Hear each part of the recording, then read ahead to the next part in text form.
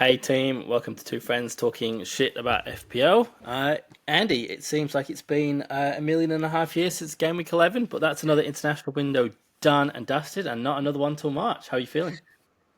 I'm feeling so good that FPL's back. I just don't like international breaks. There's no FPL. So I'm glad we're back. Yeah, they're a bit boring. You lose track of all the international games, and especially when it starts off with is it 8 players pulled out of the England squad, like Saka, Palmer, everyone. So like, not a lot of people went this time, so that's good for us for our teams. But yeah, it makes it 2 weeks of boring. How many international break injuries do you think there were? This time around, very few. I think many players who had injuries per se were. I'd like to play for my club over the festive season, and now's my chance to have a 2 week break. So I've pulled something in my back, or my calf's a bit tight. So I don't expect to see many. I think the one that we're probably thinking is more of an injury is the would be Trent.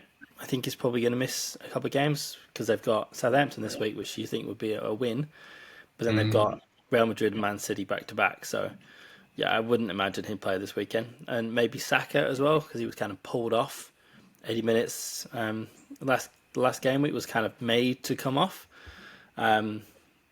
So yeah, like came off against Chelsea. So maybe something, but I'd expect him to be back. I think. You'd hope so. Look, I'm sure we'll cover this, but there's a lot of yellow flags in my squad. Yeah, it's been yellow flag madness for the start, and again, it's trying to figuring out what's a flag and what's a international break flag. Yeah, and I normally make a lot of early transfers. I'll tell you what, I'm so glad I haven't this time. Yeah. So, spoiler for later, I have made some transfers. I classing them as safe for transfers going forward. Like one was probably I didn't think was going to be one out wasn't going to start. One in hasn't played in the international break, and another in was a price a double swap each way. I think so. I was like, oh, Who dropped, who rose? I don't know. The drop didn't actually happen, but the rise happened. So Oh, I don't know who rose. I wanted Alexander Isak, but he rose before I actually swapped him in. So yeah. yeah, Isak's too expensive for me because I'm still sitting with Haaland. So he's those luxury strikers are still a bit too expensive for me at the moment. Oh, good. Well, let's dive into it then. What do we want to cover first today? All right, let's have a look at our teams because I know everyone's listening, expecting a third win in a row for me. So let's get into how we went and go with that. So I'll show you my team to start with, and we'll get on with that now. So this is how I finished up for the game week for last week, or game week 11. So 52 points all up. Inspired choice putting Fabianski in goal with 9 points. Sales only got 2 on the bench. Alexander Arnold got 1, came off injured. Aït-Nouri got 6, Gvardiol with 1, and Mbeumo with 5, Johnson 2, Palmer 2, Semenyo 2, Cunha with 12, Haaland 10, Wood with 2. So Captain Haaland as well, should I say. So all in all, not bad. Green arrows throughout, in all the places that I wanted to have green arrows. And yeah, could have been worse, could have been better, but moving forward, so I moved up to 3.2 overall rank, which is great. So good. I will share mine then, and I'm so happy about this. I'm quite chuffed, as one would say it. Let's share this. I'm chuffed because it's not 3 wins in a row for you. That would have been terrible. So I got 60 points. Raya with 2. Raya's got to start delivering. Vardiol with 1. Aït-Nouri with 6. Aina with 1. Palmer with 2. Semenyo with 2. Mbeumo with 5. Salah with 14. Rao with 5. Cunha with 12. And Haaland with 10 with the captain on him. Captain's armband. And you can see how many of my players right now are yellow flagged, which is kind of worrying. But I'm not fussed. I think they will play. And that gives me the win for this week and a baby steps in the rankings. I keep being around that 700k mark. Yeah. Yeah. Cool. So that's me for the week. Nice. And I think it was a fairly average week. I think we've had a couple of low scoring weeks kind of back to back. So to come out with green arrows, the both of us for a few weeks in a row, I think it's good when we're not getting 70, 80 point weeks and we're just getting 50 point weeks and average is 40. I think just making those small steps. And in a week where the average point's 70, it's easy to get 80, 90 points. But when the average is 30 to 40 points, just getting 50 is enough to knock you up the ranking. So yeah. Good game week from both. Yeah, and I'm happy with that result. Definitely. This game week is going to be interesting. Yeah. I don't know. I feel like a lot of people have players who are injured. Most people have played their wild cards. How many actually have many transfers banked up? Yeah, it is a bit tricky this week. There's a lot of, like you said, there's a lot of flags in the game, which is not helpful. But it's kind of hard to tell. They're all yellow flags, like 75% chance of playing. So it's not like they're red where, someone's out, right? They're all like yellow flags, knock, 75% chance. So do you actually spend a transfer on them? That's also the other question, because you don't want to be spending all these transfers on players you want in your team still, only for them to play and you've spent a transfer. And I think you've got to look at your plan going forward as well. Like if your plan was to remove them out in a couple of weeks and get them out now, it's not the end of the world. If they do play, you were going to lose them anyway. Trent's a bigger problem because he's orange flagged. He's a 50% chance to play, and they don't have great fixtures coming up. And between Trent and Kanate, like there's a big price difference there. So if you might want to drop down a little bit. But yeah, and it's those like we said with Arsenal when they started getting all those flags, like that probably would, in hindsight, that would have been a good time to move off some of those Arsenal assets because some of them were yellow, some were suspensions. The team didn't click very well, so that's a good idea to come out of those. Similar with the City midfield, like lots of flags in there, and then it just means the amount of flags the team don't click. I think Everton is another one that has got quite a few flags at the moment. So if you've got Everton assets, maybe that's something to look at. But yeah, it's really hard to know until press conferences happen and some managers go, no, he's fine, he'll play, and others go, we'll have to keep tabs and looking for training photos. Like Palmer was flagged, but he's been seen training this week. But then the managers made comments that he might not play at the weekend. So yeah. Okay. With that, do you think it's Arteta head games?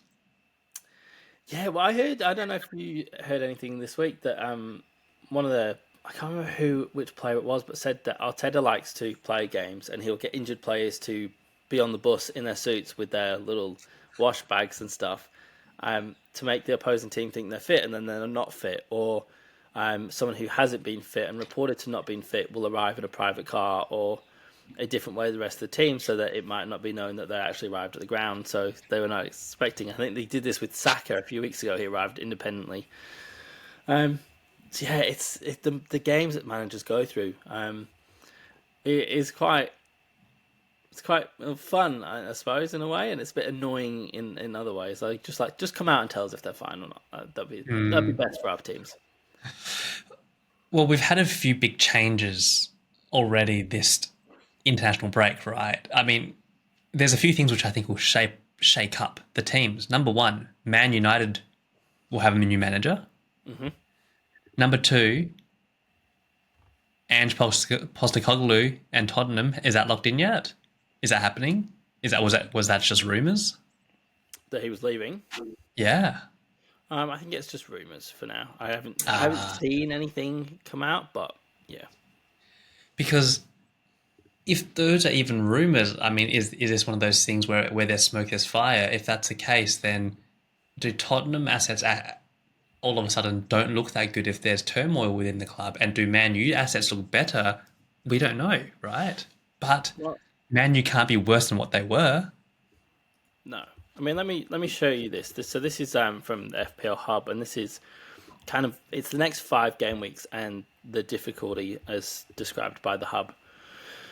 So at the top, you've got the best fixtures. Down the bottom, you've got the worst fixtures. So Southampton sitting at the bottom with the hardest run. Liverpool, Brighton, Chelsea, Villa, Tottenham.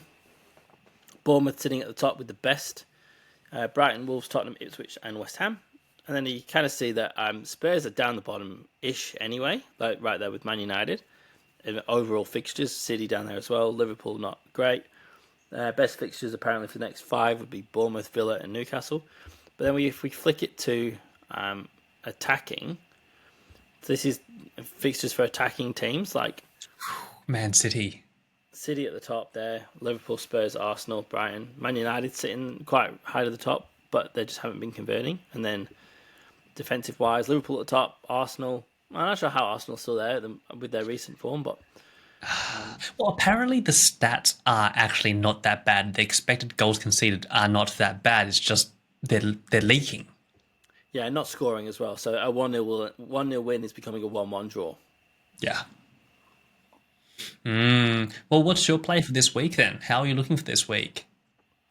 And what was the rationale behind those plays? Like, do you want to go through the? Shall we go through the team, the matches first, or do you want to show us your team? Yeah, let's have a look at some matches. Coming up for next week. So, if I can do this without sharing my team, that would probably be best, because then we can... So, it's a bit hard this week, as I said, with the flags, and what's actually going on with manager changes, and has Amarim, I think that's his name, has he had enough time at Man United to get his thoughts across? Like, he's been in the past, he's played a 3-4-3 formation with 3 centre backs and then wing backs. So whether he brings that into Man United as well and plays the 3 centre backs, it'll be interesting to see. Hang on, sorry, just can we just dial this back for a newbie? Yeah, go. 3 centre backs and a wing back. What does that look like then? No, so 3 centre backs and 2 wing backs. So 3 in the middle, and then you have so where's my camera? So you got your 3 kind of sitting here.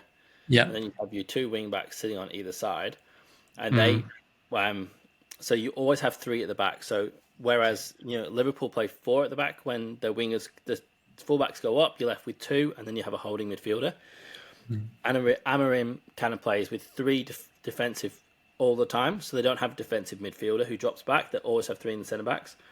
Then they have 2 wing backs who are basically midfielders, but they kind of sit in between the ranks, and then the 2 holding midfielders, and then a forward and 2 inside forward. So they're like a winger, but they kind of sit in a little bit. So if they don't have defensive midfielders, is there a defensive midfielder shaped hole in the midfield then? Not as such, because you've kind of got the centre back pairing. So when United defend, they'll defend with 5 at the back. So you'll have Dalot will be down on one side, Baby Mazraoui on the other side, then Delit, Martinez, and is it Ahmad? I can't remember the guy. Diallo in the defensive.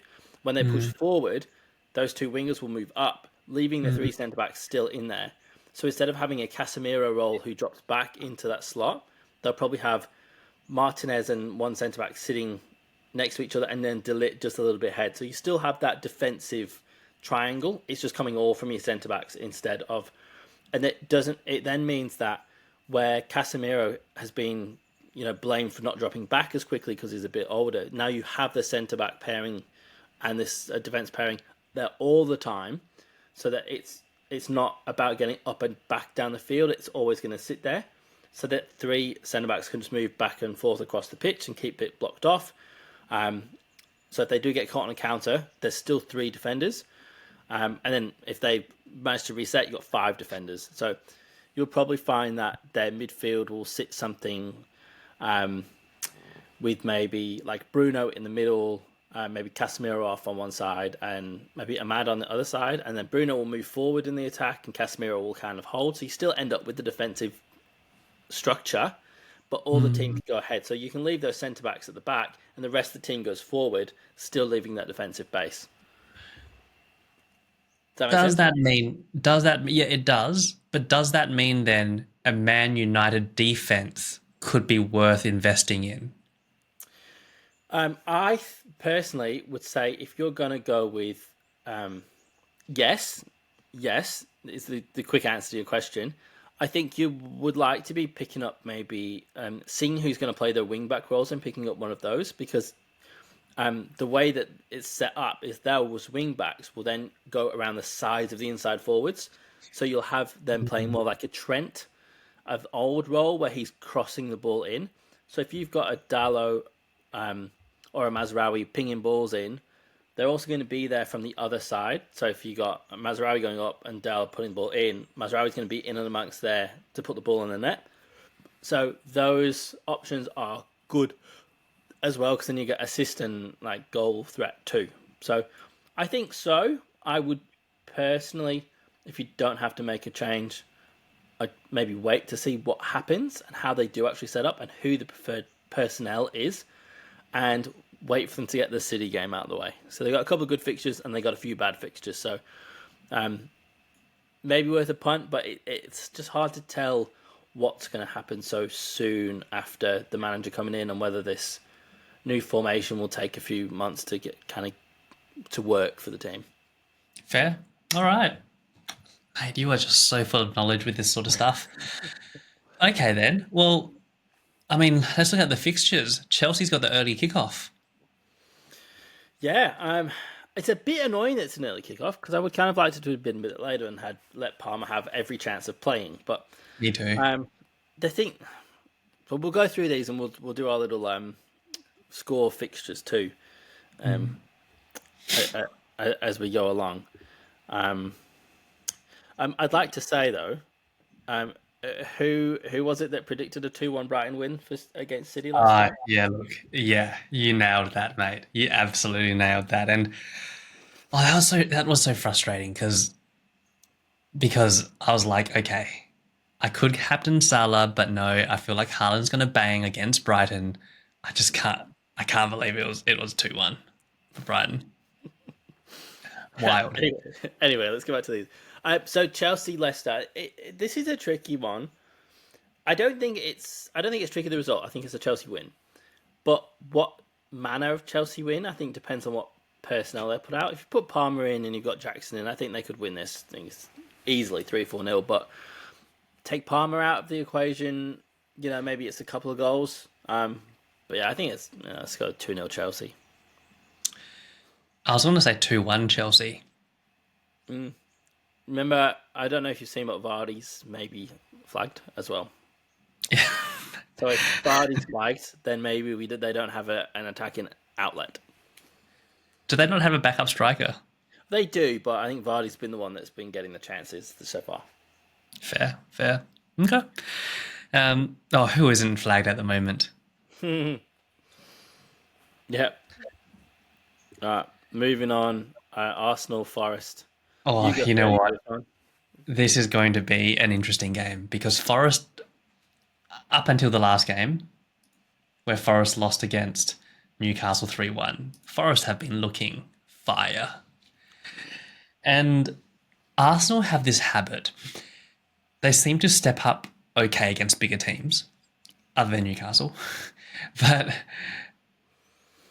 against teams which are traditionally not top table, they almost overlook them a bit. Or there's a level of arrogance, or they just don't show up. And I'm worried we're going to see that Arsenal. I hope not. I hope Arteta's like, boys, we've got to fucking get some wins.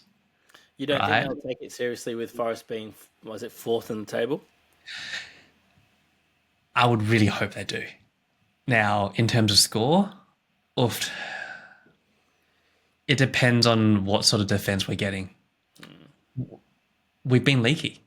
The stats have been looking okay, but we've been leaky. And Chris Wood has been on form. I would like to say this is and Forest have been decent defensively. If we got Saka back, I could say I will go for this is going to be being a bit cheeky. I want to go for a 3-1 Arsenal win. That's what I'm hoping. Mm-hmm. That's what I'm hoping. I don't know if that's what's realistic, but that's what I'm hoping as an Arsenal fan. Yeah. Look, I don't think you're far off. I think depending on how Odegaard has trained in the international break and how much max fitness he's got. I know he played in the Champions League before the break.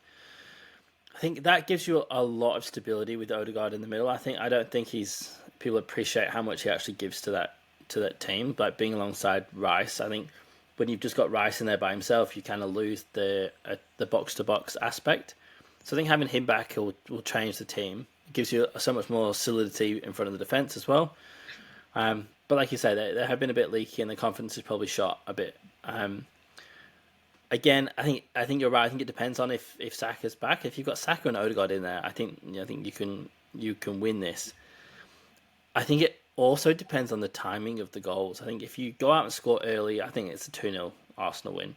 But if that first goal was a struggle, or it takes a while to come, I think it's probably going to be more of a 2-1.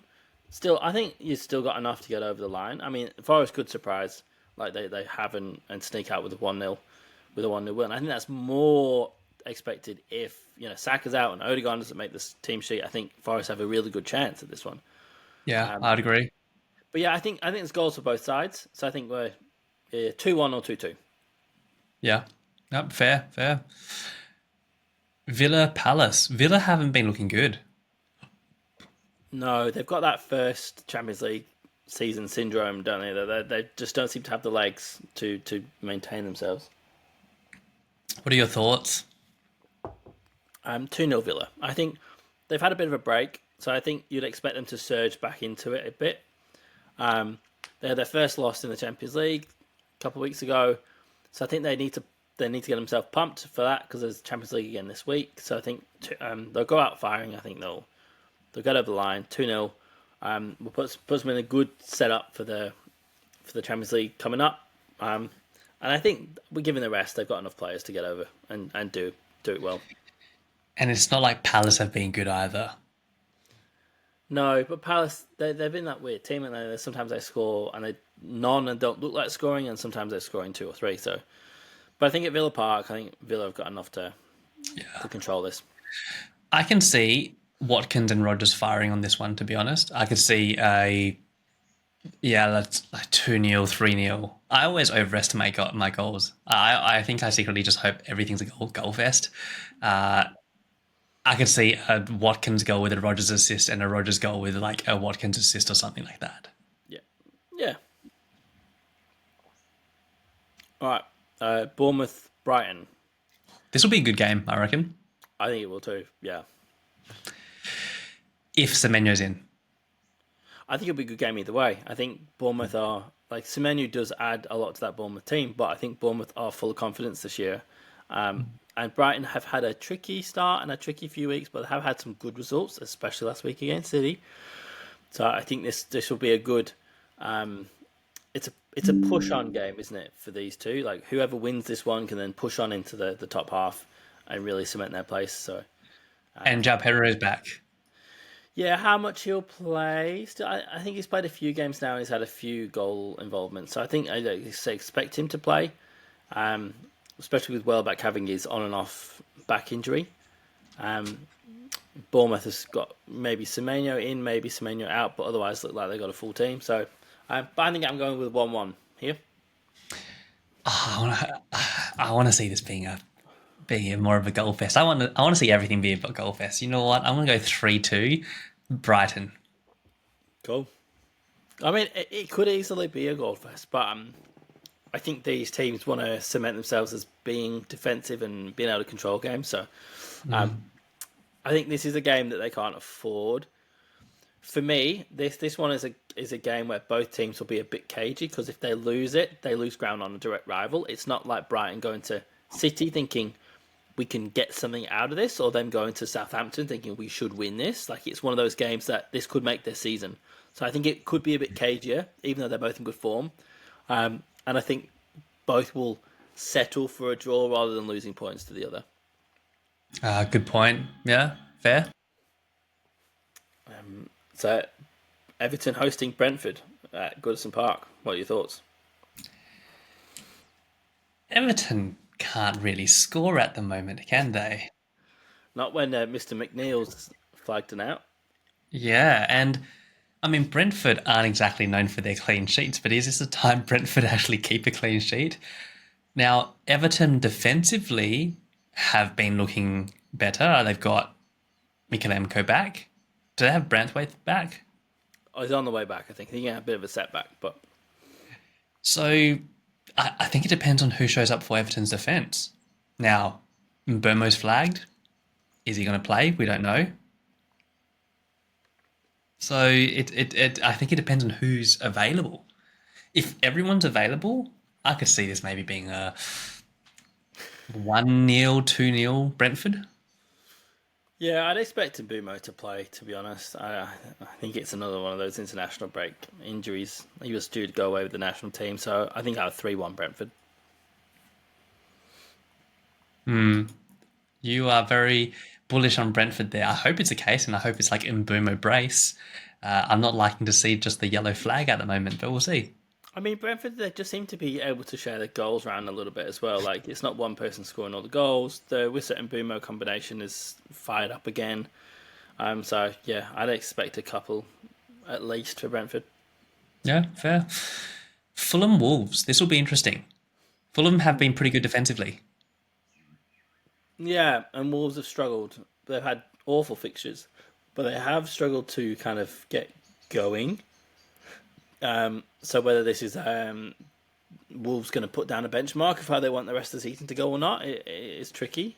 And like I said, Fulham have been good defensively. They've managed to keep out teams and score goals as well. But again, like with many other teams, it can be a bit of a which Fulham appears on the day. Like sometimes they concede none and they narrowly win. Sometimes they go out and score buckets and do it that way. So I think Fulham still come out of this on top.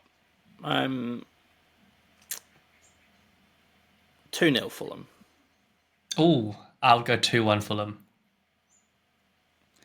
I think Wolves can get one. Yeah, I think they can too. I just think Fulham's defence is probably a bit tighter. And I think had this come a little bit later and Wolves have had some good fixtures, I think maybe we're talking differently. But when you're in a team playing all the hard fixtures first, I imagine it's quite easy to get downhearted and struggle to get momentum. So I imagine that Wolves are a bit behind the pace. But I could be wrong. But yeah. Man City Spurs. I am really keen for this game. Okay, Haaland. I know I've said this for the last few games, but surely, Haaland, this is the game that you bang. Surely. Yeah, I think if anything, I don't know if you've seen any of Haaland's international break stuff, but he's scored in both games. He scored a hat trick in one game. So if anything's going to be good for his confidence, that's that. And then playing Spurs at the Etihad, I think is the best. It's one of the best games out to kind of keep building his confidence back up. Yeah. And if we look at his stats, they're good. They're good. He's getting the great. chances. He's still getting chances. He's still having the shots. He is pulling a Bruno Fernandes. Yeah, great. Let's go back to that. Yeah, I think he's just, maybe he's getting chances. I don't know about the quality of the chances. Maybe the quality's dropped a little bit with, some of the playmakers being out. Are we getting, so something you see the balls and the through balls that De Bruyne and Rodri play? Is he missing those chances and those clear-cut one-on-ones? They can't miss him shots. Is that all that's gone really? And he's still getting the other chances? Look, from my understanding, and this is a few game weeks ago, I sort of watch highlights here and there. There's been a few times he's gone straight over the crossbar, hit it, he should have sunk that type of chances. Yeah. Now, I'm sure the delivery to him has been affected, but he has missed some chances which Haaland at his peak would have been sinking. Yeah. And I think we forget that he's only 24. Yeah, I thought he was older than that. Even though he's been prolific for a couple of years and he's been prolific in the Bundesliga before that, he's only 24. he is going to have confidence issues because he's a young lad still. He's not that 30-year-old who's had the ups and downs, who's lived with that. Has been on an upward trajectory since Dortmund, and he's now had his first major slump. It will take some kicking to get over that, and he's always been surrounded by these top quality players, and it would just take him getting a couple of chances, getting his confidence back, and he's going to go off again. Like it makes me so worried having Haaland that he'll blank, and it makes me so worried that not having Haaland that he might not blank. So I don't think we should be too concerned with him yet, especially with people coming back into the City squad. If City lose to Liverpool and then they go to Old Trafford and they lose or can't get over the line at United, then I think we have some thoughts about whether we could be doing more with our money. But I think for now we need to hold him, don't you? And that's the thing. You're worried to not have him because you know what he's capable of. And it comes down to what else would you do with the money, right? Because realistically, when we get into the teams at the moment, I kind of like my front line. If they can keep firing. If they can't, then obviously we'd still go Haaland, even if he's just scoring one goal. But I don't know how I would distribute the money at the moment. Yeah, I know how I distribute the money. You're like, I know exactly how I'm going to distribute the money. Yeah, so for me, it's pretty simple. It's if you moved Haaland, you'd replace him with Jackson and Isak in your forward line. Yep. So, and you'd put Saka in the middle. Yeah, and maybe that's time. Let's gloss over it for now, and then when we come to our teams, we'll have a bit more of a chat about what we can do with the money, because that's something I've played around with, and it's one of my plans going forward. So let's get to that in a minute. But score for this game, then. What are you saying? I'd say 3-2 City. I'm at 2-2. I think. Yep. I think it'll take a while to burst into life. This one, being straight after the international break, Ange probably needs a result. City need the result. They need to get back on. It's not the dominant City that we've seen of late. So I think once that first goal goes in, I think we'll see a few go in. But I think it could take 50, 60 minutes for anyone to score. And you're right. Score in under 2 minutes, but who knows? International breaks, when we come back, actually, I've been giving everyone high scores. International breaks, when we've come back last few times, they've been pretty quiet. There have been lots of clean sheets.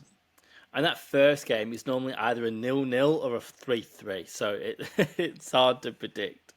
Yeah. Well, all right, let's see how it plays out. All right, so then we've got the final three of the game week. Southampton, Liverpool. I think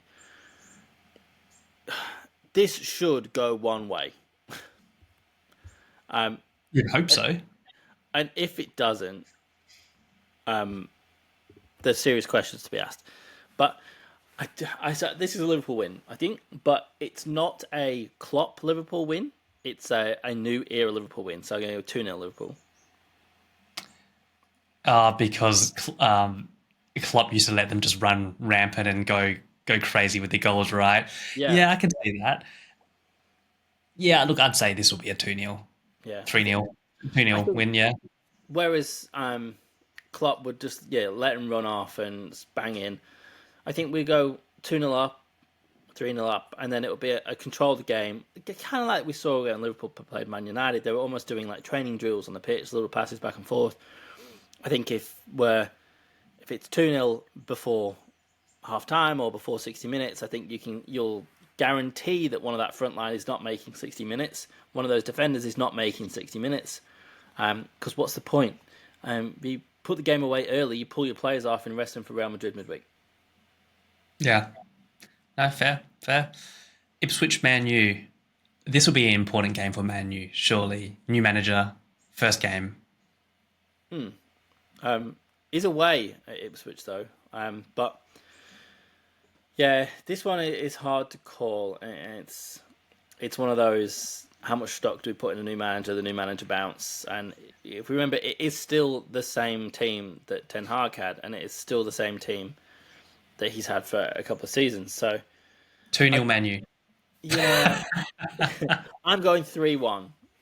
Okay, all right, okay, yeah. Well, hang on. If we're guessing those scores for Man U, shouldn't we start looking to own the likes of a Bruno Fernandes? Not with the current fixtures though. They've Yeah, got that's two true. good fixtures and then they got bad fixtures. So definitely, I think Bruno is in the mind because he's good. The talisman. He's going to go. He's going to stay in the team. He's not going to leave it. Then you kind of have around him. You've got Garnacho, Ahmad, Rashford. Who is going to be the preferred for Anarim? I'm never going to be able to say his name right, but I think Bruno's a given. I'd say De Ligt and Martinez a given. Onana's a given. The rest of the team could look anything from there. So it's hard to pick who will be in the team, and that's my concern with going United too early. Is you don't want to pick the wrong player who then doesn't make the starting lineup. Yeah, fair. Newcastle, West Ham. Thoughts? 2-0. 2-0 Newcastle. Yeah, I reckon Isaac getting involved there surely. Yeah, and I think Newcastle have been putting together some results. They're only getting better. They're starting to show up a bit. Some injuries back. I can see them doing reasonably well up through the Christmas period. So, and West Ham just really haven't put out anything. They've had a couple of games where they've shown something, but I think Newcastle are starting to be on a bit of a roll. They don't look good at the moment, do they? West Ham, that is. Yeah, no. Very disjointed. Yeah. All right. Well, let's look at the teams, shall we? Let's stop that one. All right. I've already spoiled that I've got some changes made. So why don't you go first, and we'll keep people in suspense for a bit longer.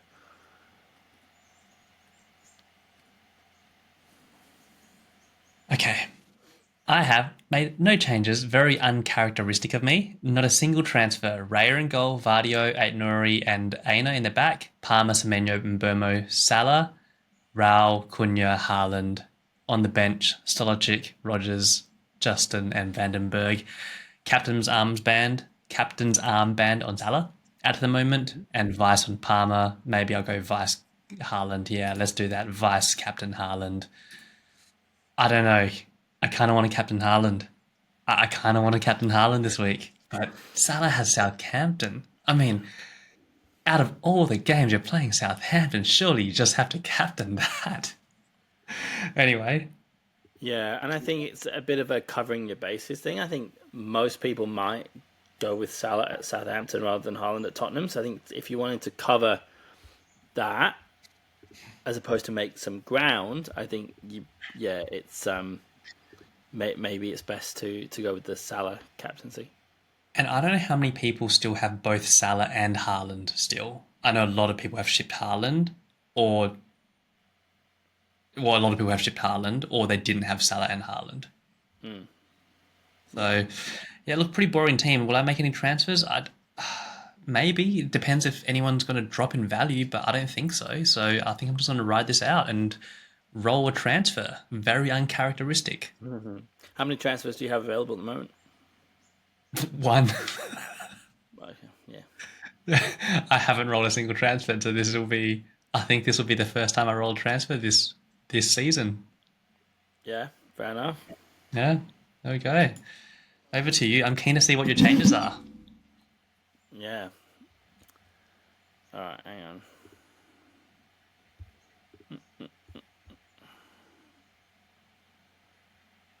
I just need to end your screen share so I can share mine. Haven't I already ended it? There we go. Okay. All right. I am on a -8. Whoa. Okay. See if you can pick him. Yeah, Pedro. Yeah, I like that. That's a good move. So this is a bit of a jumble. You do have a Man United defender. Yeah. You cheeky bugger.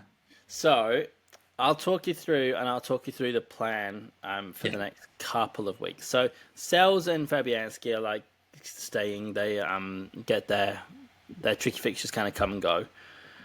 Trent left. He's orange flagged, and he is a bit of a cash cow, so he's moved. I've sold someone else. I sold Gvardiol to bring in Lewis Hall. Still 4.4. Saved a bit of money on him, and I needed the money to turn Mbumo into Salah, which I've done. And I also downgraded Cunha to João Pedro. I kind of preferred Wood to João Pedro. Transfers this week than I had to. So that's how I'm kind of setting up for this week. Captain on Salah, vice on Haaland.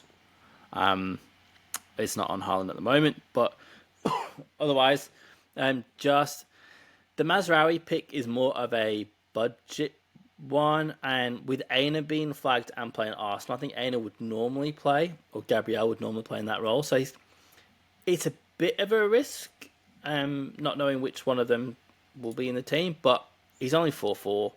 It doesn't really cost that much to do. And if I share this one, I like the João Pedro pick. I've been eyeing him off, but I want to see him play one more game.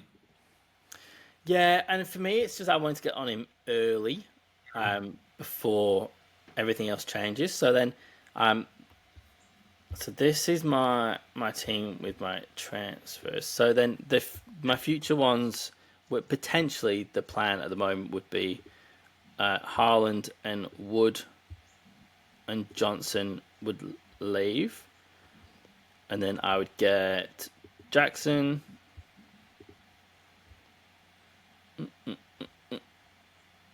And where am I looking? And Isak there. And then in the midfield, Wood. Just do it this way, it's easier. Then in the midfield, you just add Saka. So then that would be the team with a couple in the bank. So then I could turn Aina back to, or Aina or Hall back to a Gvardiol if I wanted to, or I could turn a Semenyo up to a someone, so 8.1, so like a Madison or someone, and Bumo again. But yeah, if I don't do that, I can. It kind of depends on the rest of the team. I think I can do a Johnson to a Fernandez if he was to go to play well, and then I had a plan of dropping someone else. I think it was Gabriel down to cover the difference. But for now, that's the team. The Solanke Johnson debate is still like, I don't think we need both. No, we might not need any Spurs to be honest, but it's hard. It's hard to jump off them completely when they can play well. Yeah, no, absolutely. It's interesting because I do want to ship Haaland, but I want to see how he plays this game. If he blanks this Tottenham game, he's out for me, and I'll probably go Haaland to Isak. I didn't want to bring Isak in through the international break because he's so injury prone. Yeah, the guy's made of glass. He's like a glass cannon. I think it's easy though, because if you lose Isak, you pick up Solanke, and it's just a given. Or I go Isak to Jackson, right? Yeah, but I would go Raul to João Pedro if João Pedro plays well. Yeah, I do like Brighton have amazing fixtures. I would like a midfielder from them, but the thing is, you just don't know who's going to be on the score sheet. Yeah, and that's what I was kind of looking at going forward is, Chelsea got great fixtures, so if you can have Palmer and Jackson, Brighton have got great fixtures. So I did look at a Brighton defender as well, but Hall's just kind of maybe edged it a little bit. United haven't got great fixtures, but Liverpool just Bournemouth have good Bournemouth have fixtures. great fixtures, yeah. Liverpool are trucking along. Arsenal have got great fixtures from Gameweek 15. So if they get some players back, I think we'll be jumping back on Arsenal. So not moving Haaland yet just gives me that little bit of flexibility to then choose to do that and jump back on Saka. Keep Gabriel, Saka back, and still have the money to have a good forward line without the robot. If Saka can be back and fit at the same time as Odegaard, I would seriously look at Haaland to Havertz, because Havertz was performing in that number 9 role. Yeah, it's tricky because does Havertz outscore Jackson or outscore Isak? What's that ad with the little girl for the Mexican tortillas? Why not both? Why not both? But you can't have Isak, Havertz, Jackson, Solanke. So you have to choose a couple of them. Ja Pedro, you can't have him as well. I would go. Well, I think my front line would go Isak, Havertz, and Ja Pedro. Yeah. The interesting thing to look at would be to see who Man United play in their inside forward roles. If you have a midfielder playing in a forward role, that's like the Liverpool with Salah and Mane playing as wingers, scoring all the goals, but getting midfield points for it. Yeah, I like that. Awesome. Well, let's see how this week goes. Best of luck, sir. Same to you. Let's not. You can't win this week, mate, because then we'll be level on points again. And no, I need to win this week so that we can. There's equilibrium in the world. Equilibrium. Level at Christmas would be good, and then we'll run for the finish line. How good. Awesome. All right. Well, best of luck, everyone, and give this a like and a subscribe, and we'll catch you next week. See you next week. Yeah.